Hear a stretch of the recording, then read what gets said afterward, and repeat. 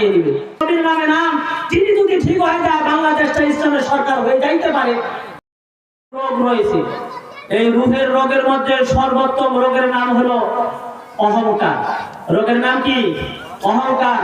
আজকে আমরা ছোট থেকে বড়, আলেম, বৃদ্ধ, সাধারণ, মূর্খ বা জ্ঞানী সকলের মধ্যে কিছু না কিছু অহংকার রয়েছে। কথা বলুন ঠিক কিনা? কেউ আমরা ক্ষমতার অহংকার করি, আবার কেউ ক্ষমতা পাওয়ার জন্য অহংকার করি। কথা বলুন ঠিক কিনা? আজকে আমরা দেখতে পেরেছি এই বাংলাদেশের উর্বর মাটিতে, এই উর্বর, এই সুন্দর সুজলা সুফলা মাটিকে নিজের কবজা আনার জন্য কিছু ব্যক্তিরা পায়তারা করতেছে। দুঃখজনক হলেও সত্য, গতকালকে আমরা দেখেছি আমাদের গাইবান্ধায় জেলায় বিএনপি এবং জামাতের সাথে সংঘর্ষ। ভাই, এটা কেমন কথা? আজকে বিএনপি যে ফ্যাসিস্টকে দূর করার কথা তারা বলে, আজকে জামাত তারা আদর্শের কথা যারা বলে, এই বিএনপি এবং জামাতের মধ্যে সংঘর্ষ হবে, এটা তো বাংলাদেশের মানুষ জানতে চায় না। কথা বলুন ঠিক কিনা? এরকম কাণ্ড বাংলাদেশের মধ্যে ঘটবে, তাহলে আমরা কার উপরে নির্ভর করব? আজকে আমরা দেখতেছি অহংকার, ক্ষমতা পাওয়ার অহংকার, ক্ষমতা না পাওয়ার অহংকার। আজকে ক্ষমতা না পাইতে যদি বিএনপি জামাত আমাদের বাংলাদেশের সাথে এরকম একটা অরাজকতা সৃষ্টি করে, তাহলে তারা যখন ক্ষমতায় আসবে তখন কি অবস্থা হবে একটু অনুমান করা দরকার। কথা বলুন ঠিক কিনা?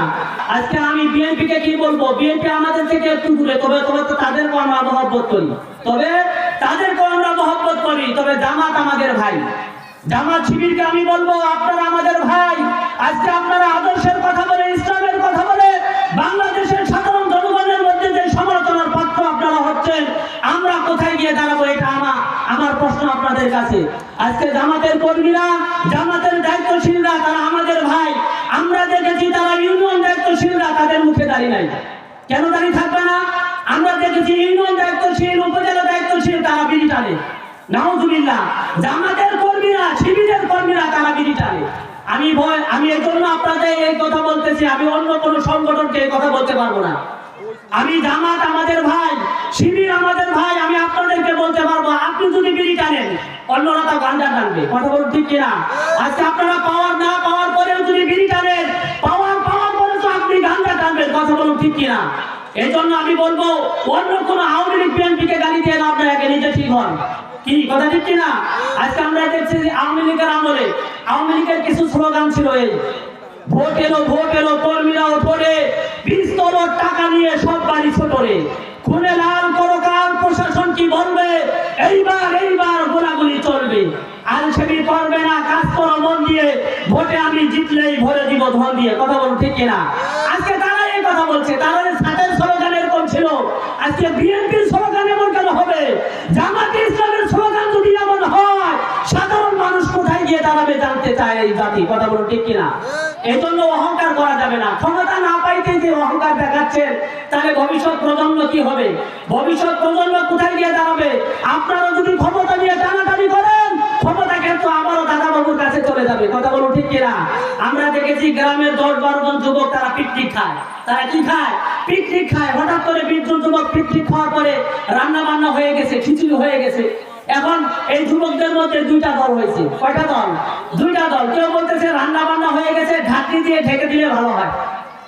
এই খিচুড়িগুলো বা বিরিয়ানিগুলো ঢাকনি দিয়ে ঢেকে দিলে ডাইজেশনটা ভালো হবে। আবার আরেক দল হয়েছে যে না, ঢাকা যাবে না, ঢাকলে সমস্যা। এখন একদল ঢাকতে আসে, আরেকদল ঢাকনা নিয়ে টান দেয়। একদল ঢাকতে আসে, আরেকদল ঢাকনা নিয়ে টান দেয়। মনে করেন এই কাশিমনগর মাঠে এই অবস্থা, খিচুড়ির জায়গায় রয়েছে, একদল টানে ঢাকার জন্য, আরেকজন টানে দূরে রাখার জন্য। এমন করতে করতে তারা চলে গেছে নদীর পাড়ে। কোথায় চলে গেছে? নদীর পাড়ে। এইদিকে কুত্তা এসে খিচুড়ি খাচ্ছে, এইদিকে কুত্তা এসে খিচুড়ি খাচ্ছে। বিএনপি আর জামাতকে বলবো, আপনারা যদি ক্ষমতার এই কড়াই নিয়ে, ক্ষমতার এই মহড়া নিয়ে যদি টানাটানি করেন, আবারও কিন্তু পশ্চিমা বিশ্ব থেকে শেখ হাসিনা এসে আপনাদের ক্ষমতা নিয়ে নিবে। এই জন্য আমি মনে করি বাংলাদেশে একটা ক্রান্তিময় সময় যাচ্ছে। এই ক্রান্তিময় সময়কে আপনারা কি করবেন না, আরো 20 ঢেলে নষ্ট করবেন না। আলহামদুলিল্লাহ, আমাদের ডাক্তার ইউনূস সাহেবকে আমরা দেখেছি কয়েকদিন আগে একজন উপদেষ্টা মারা গেছে, নাম ছিল আরিফ।